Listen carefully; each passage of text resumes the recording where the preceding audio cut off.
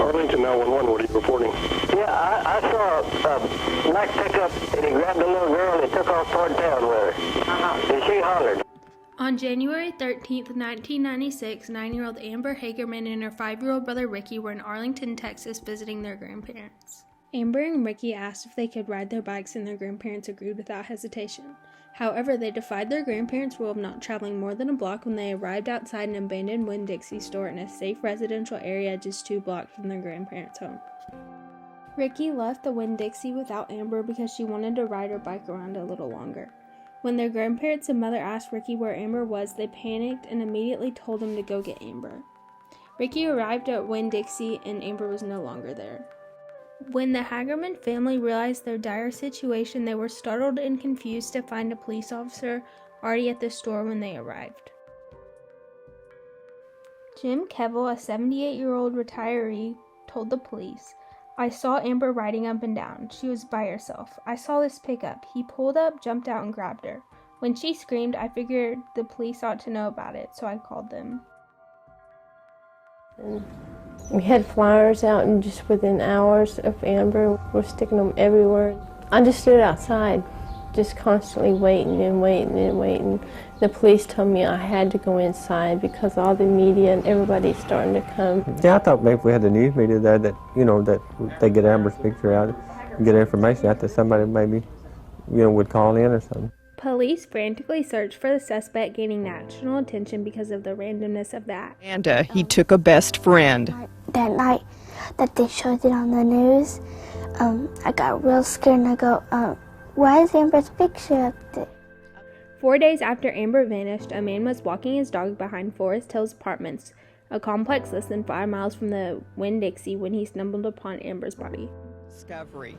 I saw Amber's body lying in the water, and I knew what it was right away.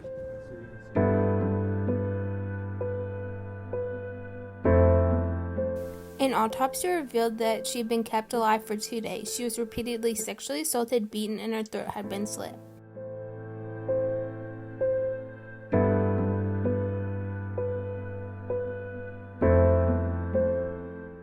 Police interviewed witnesses and searched evidence, and they concluded that the suspect had reddish-brown hair and blue eyes, but they were never able to find him. Suspect. Police today released new information they hope will provide a psychological profile of the person who killed the Arlington 9-year-old. The police investigation is moving ahead. They release the killer's profile and say something the family doesn't want to hear.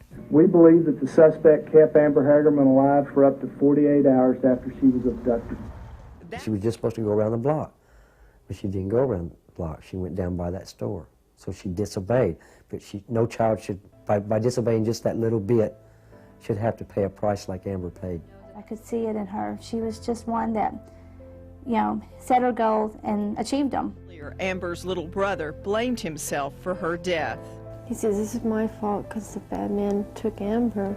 And I asked him, "Well, why do you think that?" And he says, "Well, I left Sissy alone. I left her by herself." Amber's family knew that they needed to stop this tragedy from happening to any other family. So within days of her death, Amber's family created the Parents Against Sex Offenders organization, which received daily coverage in the media. Their organization called for tougher laws against sex offenders and helped persuade the government to form the National Sex Offender Registry. Later that year, Dallas-Fort Worth broadcasters established a coordinated system with local law enforcement that allowed them to notify the public almost immediately when a child was kidnapped or endangered. However, one citizen acted quickly upon hearing the news of Amber's death and did not want any other child to be taken. So Diane Simone, a mother and massage therapist from Dallas, called the radio station asking local broadcasters if they could team up with local law enforcement to get information out following an abduction. It was too late to help Amber. But what about the next one and the next? To my way of thinking, be it a gated community or a ghetto, if one child isn't safe, no child is safe. And if that's not unacceptable, then I don't know what is. Authorities decided to use the Emergency Alert System, a system that was developed in 1963 during the Cold War to relay messages to the president. This system created a voluntary partnership between the 4 county police departments, civil defense, local broadcasters, and state to maximize public information. It allows government and law enforcement the ability to broadcast messages via radio and TV broadcast, wireless cable system, and highway signs. In October of 2000, the U.S. House of Representatives encouraged communities nationwide to adopt the Amber Plan. This was the birth of the Amber Alert. It contains Amber's name but stands for America's Missing Broadcast Emergency Response. In 2003, Congress created the PROTECT Act, which serves to prevent child abuse and prosecute violent crimes against children. On the day of the signing, George Bush stated, "Every person who would think of abducting a child will now know that a wide net will be cast. They may be found by a police cruiser or the car right next to them on the highway." The PROTECT Act also allowed Congress to approve the national use of the Amber Alert system. Amber's parents helped educate law enforcement, which allowed a missing child's case to become a matter of the most intense and focused effort. Before my daughter was murdered, I thought this sort of thing only happened to other families. But I'm here today to tell you that all children are at risk. The act aimed to create a seamless system across the country.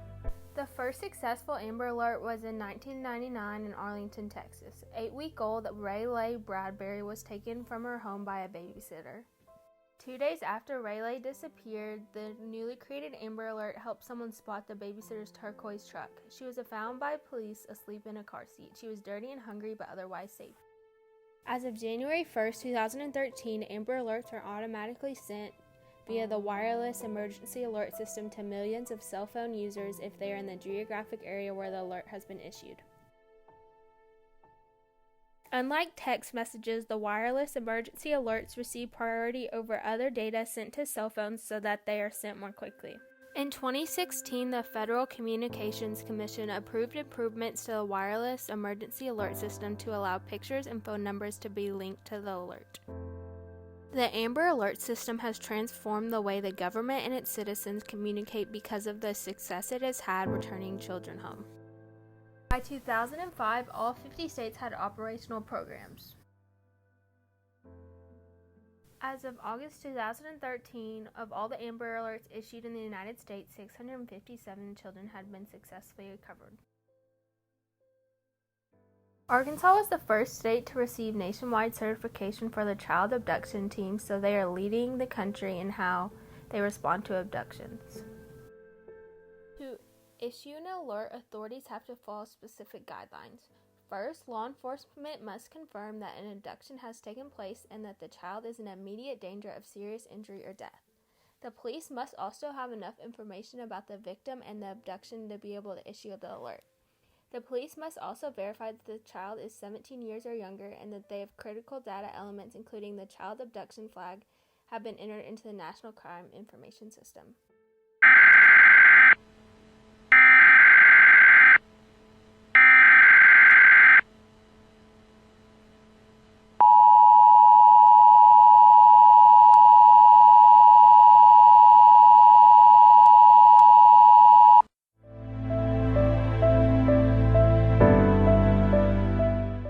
Amber's mother stated, "Every time a kidnapped child is brought home safe, I see my beautiful little girl smile.